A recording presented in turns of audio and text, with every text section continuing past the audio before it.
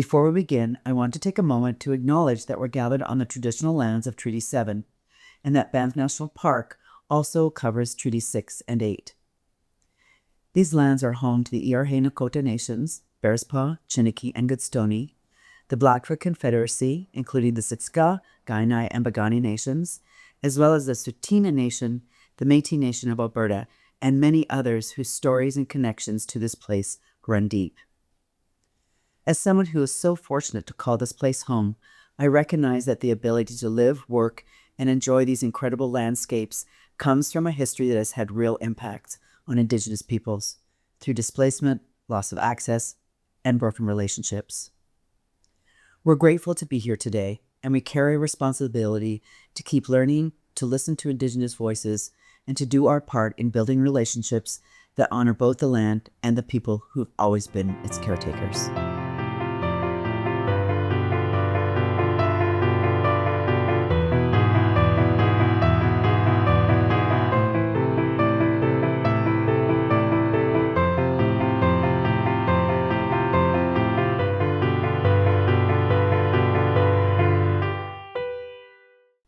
Welcome to Between Peaks, the podcast where we explore the people, ideas, and stories shaping life in the Bow Valley. I'm Nancy DeDault. Today we're talking about running a small business, building a life, and serving and connecting to the community. What does it mean to juggle entrepreneurship, family, and community leadership in a place where your customers are visitors, but also your neighbors and your friends? Our guests today are two women entrepreneurs, Kaylee Ram and Chelsea Cudmore Vloet. They know the balance firsthand, or they work towards it. Chelsea's the co-owner of Big Bear Trading Company and serves on two boards, one, the Bow Valley Chamber of Commerce, and the other, Banff and Lake Louise Tourism. Kaylee's the co-owner of Snow Tips Backtracks, serving a second term as a councillor with the town of Banff, and has been a big part of the YWCA with Changemakers Review Committee, and she actually was an award winner too in 2022, where she was awarded the Emerging Leader Award. So congratulations on that. I remember being in the house when you did get that. Both lead their family business here in the Bow Valley, mums and deeply rooted community leaders who've built their lives around connection to people, to place, and to purpose. In this conversation, we'll talk about what it's like to wear many hats, building thriving local businesses, raising families, and helping shape the future of the Bow Valley through their community leadership. So Chelsea and Kaylee, thanks so much for being part of Between Peaks. I'm going to start a little bit around roots and beginnings, so we can go back and forth in terms of these answers. Both of you come from family businesses. Kaylee's locally rooted. Yours was locally rooted in PEI. Yes. And you've got new roots now. And you've become part of the fabric of communities and now our community. Can you tell us about your stores, and can you take us back to the beginning? What drew you into entrepreneurship and playing a part in your family business? Chelsea, let's start with you. Sure, yeah. So as a fourth generation retailer from Fourth generation. So my great-grandfather started the family business in 1914 and selling menswear in Charlottetown, PEI. So it's been a long time. My grandparents, my parents, and now my brother and I work in the family business. And so growing up in that and seeing, the values of family business and strong sense of community, wasn't initially on my path out of university. I thought I would try different things.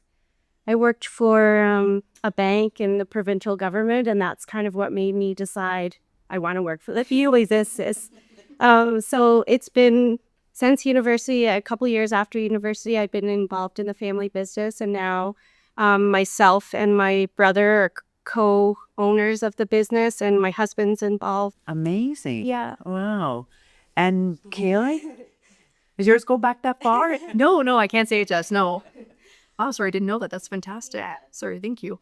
So my family started Backtracks in 1979. And it was both my parents and then two of their best friends. And they just saw a bit of a market for those that were coming and visiting. And, obviously, as we know, luggage is a lot. So renting some skis, and then it just kind of snowballed from there. At one point, they had 4 different stores and different hotels in Banff. And then finally just settled on one downtown location. And we've been there for, I want to say, about 20 years now. Yeah, I got involved very similarly, actually, with Chelsea. I had admittedly no intention of getting involved. And it was a bit of a series of family events that led me back to Banff. But I've always been extremely proud of my family business. It's funny, my son is now in the same daycare that I was in when I was a kid in Banff. And they do like the walks around the community when you see the kids holding the rope. And my mom said that one time I dragged our daycare class into the shop so they could see all of the ski boots and skates. So I've always been extremely proud of the business that my family has. So, yeah. And you went in a couple of different directions with your sports. And I did, yeah. yeah, I actually met Kaylee when our son was part of the Banff Hockey Academy, and Kaylee was one of the instructors. And that's how we got to know each other. Yeah. She was just a kid then. Oh, I know. I can't believe I coached at 23. It's wired. But yeah, so that was one of the things that drew me back to Banff, and where I kind of dipped my toe back into the community with, and then started just to get more involved doing advisory committees with Banff Lake East Tourism, and just really realizing, hey, I actually really enjoy this. And so I've just gone full in, and I'm the majority shareholder since 2022.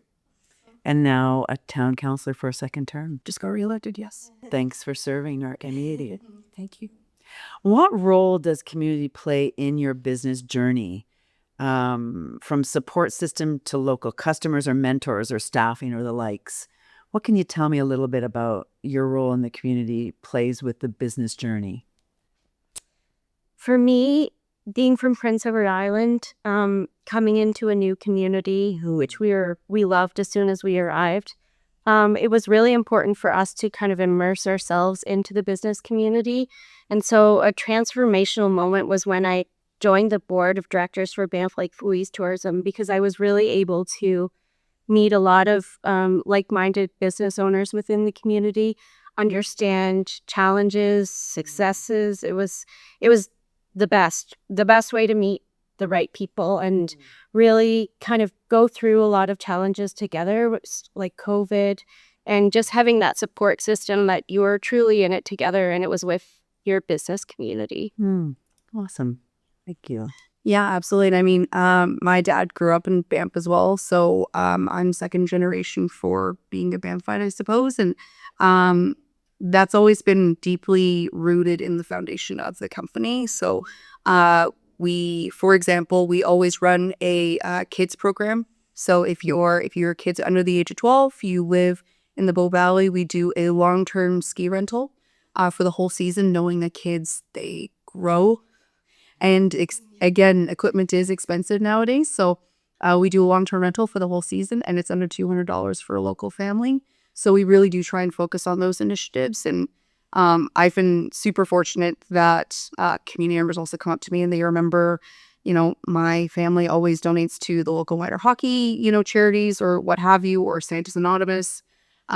So we're always extremely, yes, we obviously cater to the visitors and the guests that do come here, that are here for their vacation. However, we also really believe that we serve both the community and visitors. Mm-hmm. Happy community, happy visitors, happy community. Absolutely. Yeah, it really balances off. How has raising your families influenced how you approach your work and leadership? For me, being a softer leader has really allowed me to create more balance in my life. And so now that I have children, I really approach everything with more empathy, more compassion to situations, and also just realizing that I want to be a great leader, but I also want to be a great mom, and just creating that space that I can be a role model for my daughter and my son. And I grew up with my mom being really involved in our family business, but she was always an amazing mom at home, and having that balance, I think, is key to be a successful mom and a successful business leader. So you had a role model and now you're the role model. Yes, that's the goal. Yeah. We'll interview your daughter next. Yes, exactly. See what she has to say. Exactly. And I couldn't have said it better. I mean, I think, you hear it so many times, empowered women empower women. And, similarly to Chelsea, that was my mom as well growing up. She was always the one to drop me off at school. My dad would pick me up, but she would work late hours, but she never missed one hockey game over the weekend. Wow. So I had a role model completely growing up in that regard. And certainly having a family does force you, I think, to definitely look at things at a different lens and a softer lens from a business standpoint, but also creating boundaries, I think is it's definitely been a good, I don't want to say side effect, but definitely a result of being a mom. It forces you to slow down and appreciate the small things a little bit more. Great. Amazing. Amazing. What are some of the unique challenges of running a business in a small mountain town, and what makes it worth it? For me, one of the biggest challenges is team retention. Being in a mountain town, we have so many great people come through and work for us who've left major careers back home, whether they're from Australia or England, anywhere in the world, and they're here for a visiting holiday, working holiday, and it's amazing because they want to work with us, and they're usually in kind of entry-level management positions, and we meet these great people and we just want them to stay. So having to say goodbye after a season or two because they're on to their next path in their life, I think is the biggest challenge, is saying goodbye to the great people that come through the community. The biggest benefit of that is we have now friends all over the world. Absolutely, yeah. And your children do too. Yes, exactly. Yeah. So it's been wonderful. We've created that connection that I think we'll have forever. That will stay. So I'm so sorry, Nancy. Can you say that more? Yeah, of course. What are some of the unique challenges of running a business in a small mountain town, and what makes it worth it? Oh, yeah. And sorry, I think Chelsea said it best. It's certainly staff retention is difficult, and the process, as so many people know, in order to try and obtain PR, and how daunting that is. Not even to mention the financial impact that it can be on those people as well. So when you do find a staff member, and if you are able to try and sponsor them or help them on that path, is obviously extremely rewarding, but it's a very lengthy, daunting process. Yeah, staff retention definitely. And then I don't know, yeah, everyone just becomes family. In I think small communities, you just create that bond so much more. Chosen family. Absolutely. Yeah. And we all come from away, and we don't have that blanket of our family, so we create those and they become our chosen family. Absolutely. I'm going to talk a little bit now about what you give back to community, and Chelsea, I understand that you were a big part of fundraising when the Jasper wildfire came through last year, and that whole relief movement, I guess. Yes. So, what compelled you to fundraise for that particular cause? Just going back to the family business roots and PEI, my parents, my grandparents, my great-grandfather, they were all pillars within the community and always about giving back. It was just a part of our family values. It was a part of our company values. And so it was literally a natural, I don't want to say natural, but it as soon as something like that happened, that devastating wildfire in Jasper, it was just like, we have to do something. And it might be small in the scheme of things, but we just have to do something. So we decided to sell our reusable shopping bags by donation for our customers, and as well the customers just wanted to get behind supporting the the Jasper wildfires any way they could. So Because a lot of travelers were impacted. yeah, but they understood and they were like, what can we do? So it was kind of the group effort with the team, the customers, us. And then after we kind of finalized that initiative, we decided to match whatever the customers had donated. And I think it was 13,000 that we raised in our store. Oh, yeah. congratulations. Yeah, it was wonderful. And we were so happy to be able to support our neighboring community in such a hard time. Wow. Yeah. Yeah. I remember going to a community foundation event at here in town, and it was maybe 6 months after the fire, and they had 2 or 3 people from Jasper come to speak to talk about the impact and to thank the community for gathering together. And it was so powerful to hear what it meant to them that people from the Bow Valley were contributing, and what it meant to them to feel like they belonged somewhere else too, because many of them came and were relocated here for at least a short period of time. So thanks for making that Yes. a little bit easier for those people. Yeah. That's amazing. Thanks. And Kaylee, what has compelled you to serve as a Banff councillor? That is a big job. I was on the campaign trail, and I thought, wow, you got to really put yourself out here to do this job. Yeah, and sorry, it's funny. I still honestly, I don't have an answer like really ready to like spitball, because it sounds corny, however you put it, but it really is the love for your community, and I don't think for me, there's no greater honor and humbling experience to, yes, obviously it's a very raw process to put your name forward, especially as we saw in the last 4 years, and just in politics in general. That isn't, just in Banff for municipal politics as well. You really open yourself up to criticism. So it was never in my bingo card that I saw for myself, but I just really, when I moved home, I thought that I had just a clear cut as to what Banff looked like.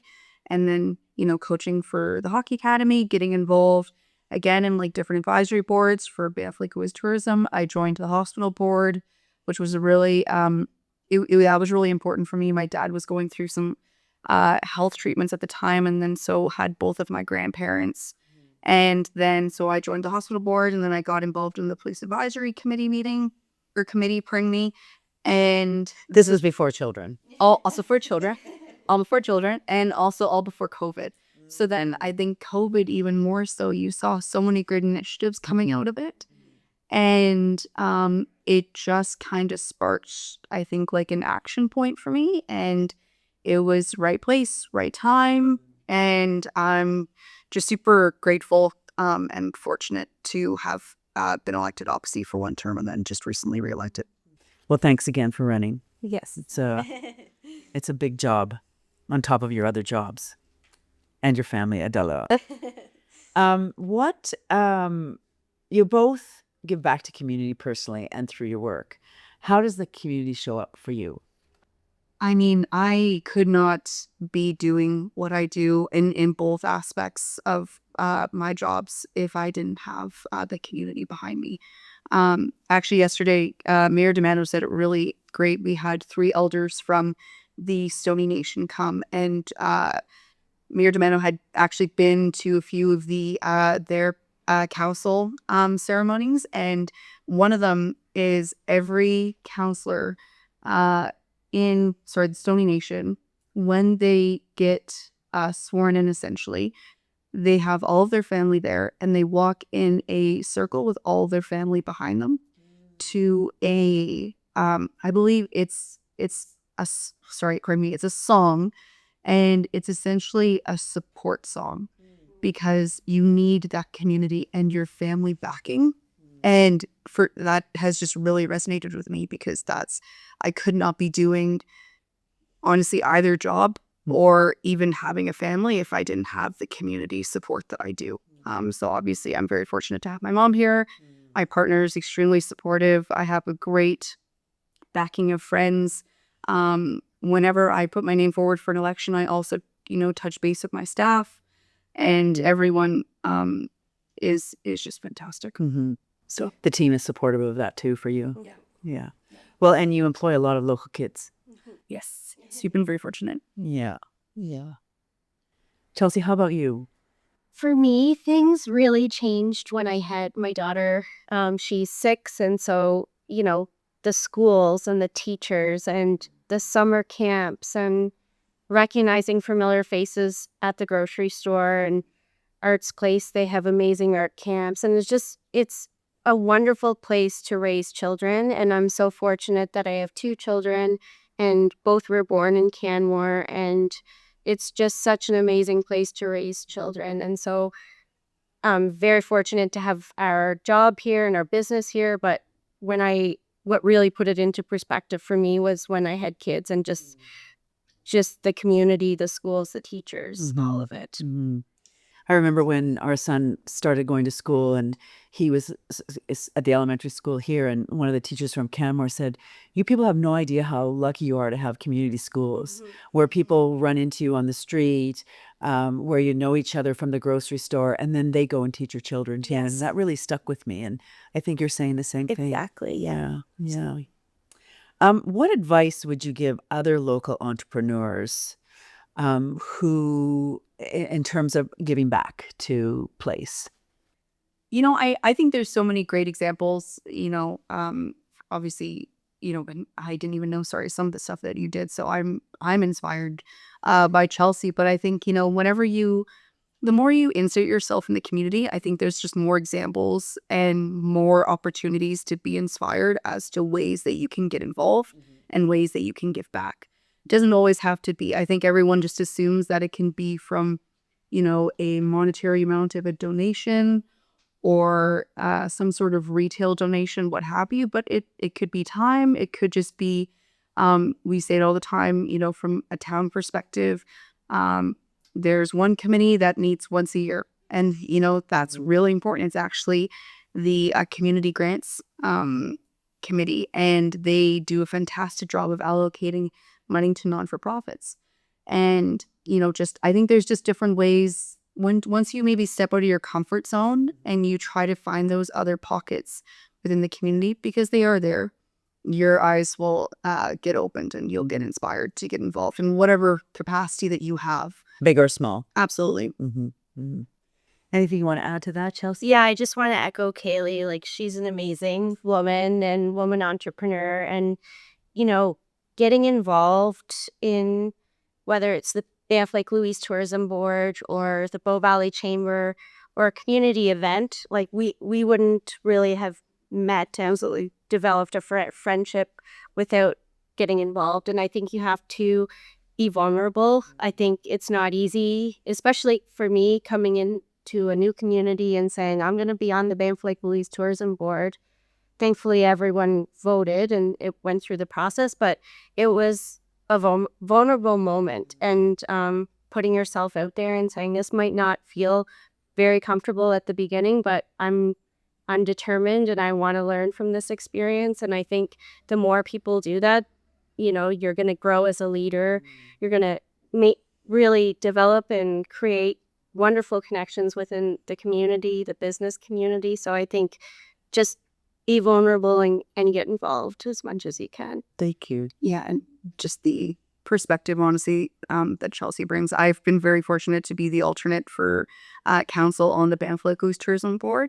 So I've gotten to know Chelsea better from that lens. And it's whenever Chelsea speaks up on the board, because again, there's a lot of big players in that room, and everyone, you can tell when Chelsea brings up her opinion and when, but seriously, and like everyone intently listens.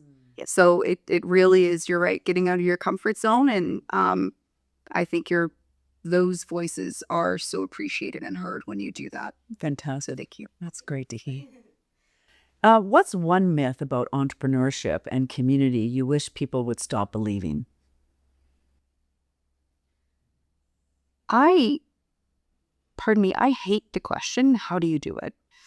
any person, any mom, any entrepreneur, anything like that, like you just do it. Like you figure it out. You have boundaries, and there's obviously, I think, like a learning process to it. But I just think, just again, stepping out of your comfort zone and just trying something new. But you absolutely can do it. You just have to just take that leap of faith. I asked that question when Chelsea came in. Yes. And I think I really agree with what Kaylee's saying. Boundaries are important, but it's also what's important to you. And so for me, it's really about balance. And I really want to be a great mom, but I also really want to be a great leader. And so, you know, it's important for me and myself to still be a part of the business community and be a part of my business. So I think it's just creating balance and boundaries and respecting those. And you said earlier, too, being a role model for your daughter so that she could... Very inspiring and, you know, kind of is my North Star. If you could leave our listeners with one message, what would you want to share? I think, I think Chelsea said it to begin with, just getting out of your comfort zone and being comfortable being uncomfortable. You meet, I have everyone ask what, my experience has been like on council or, owning a business, and it 1000% tenfold has been the people that I've gotten to meet and all the different, perspectives that I've gotten to listen to. I'm extremely, extremely fortunate. And it was just, it's a leap of faith just to be uncomfortable and try something new. I like that. Be comfortable with being uncomfortable. I love it. Yeah. I think I truly believe it's a lot about hard work and drive and setting your intentions and just really showing up every day. But when you're doing what you love, it doesn't feel like work. So just ensuring that, you are on, if you're questioning it, you're on the right path, and for me, doesn't feel like I'm working every day. It's just kind of who I am instilled in me. So yeah. Wow. Amazing. Well, Chelsea and Kaylee, thank you so much for being here with us today. It's really been fantastic and sharing your stories and all the work that you do. And it's been great having you here. Thank you. Thanks for having us. This was so great. Yes, very. Thank you. And for our listeners, please join us on our next episode. And we look forward to sharing more what matters to all of us here in our community. Between Peaks was produced and edited by Calder Penny at Farside Films. Executive Director Courtney Babbitt at Widely Open, and music by Arn Smith. A big thank you to the whole Banff Cudmore Foundation team. We also want to thank all of our guests, our volunteers, our funders, and every community member.